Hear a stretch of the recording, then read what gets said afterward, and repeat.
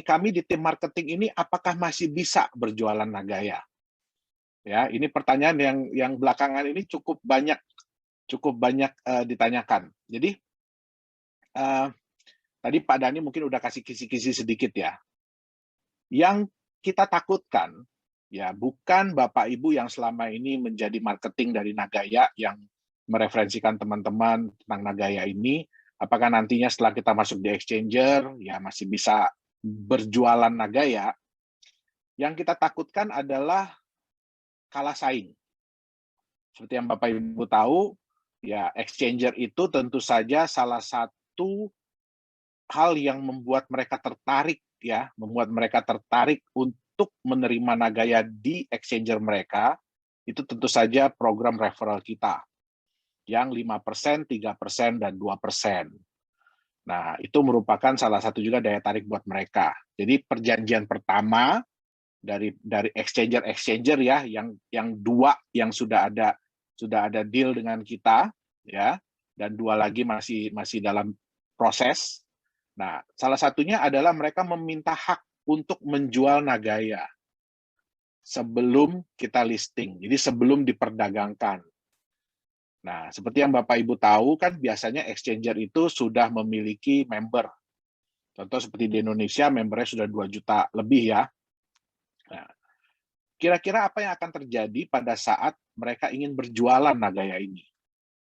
Ya, tentu saja ya harganya kalau kita kita punya target pada saat kita masuk exchanger itu Nagaya ada di harga $3.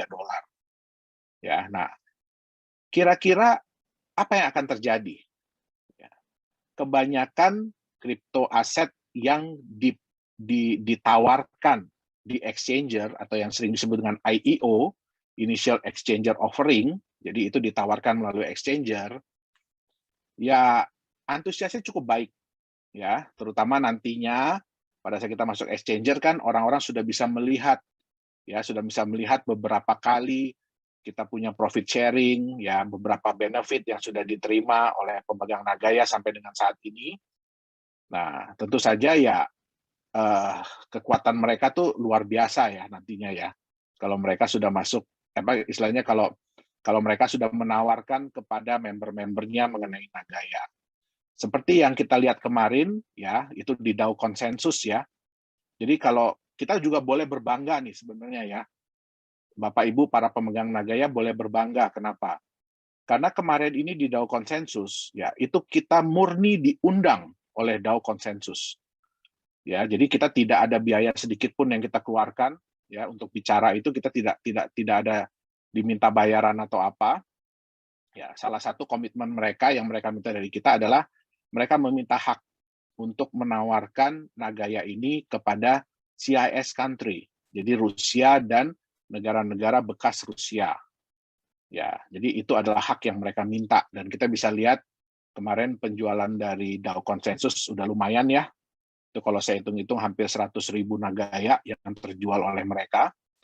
Nah, dan respon dari mereka pun bagus. Jadi kedepannya mereka pun akan membuat sesi-sesi khusus ya. Jadi bukan rame-rame kayak kemarin, karena kalau kemarin itu kan lebih ke acara conference ya, acara konferensi. Makanya kita cuma dikasih waktu 20 menit.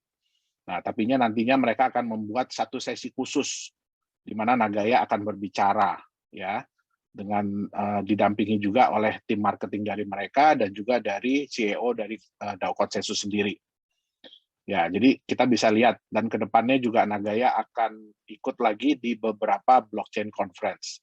Kenapa saya bilang kita boleh berbangga? Karena kalau sepengalaman saya, baru Nagaya lah yang diundang. Ya, jadi kita nggak bayar loh ya, diundang untuk menyampaikan konsep dari kita, konsep dari kripto kita.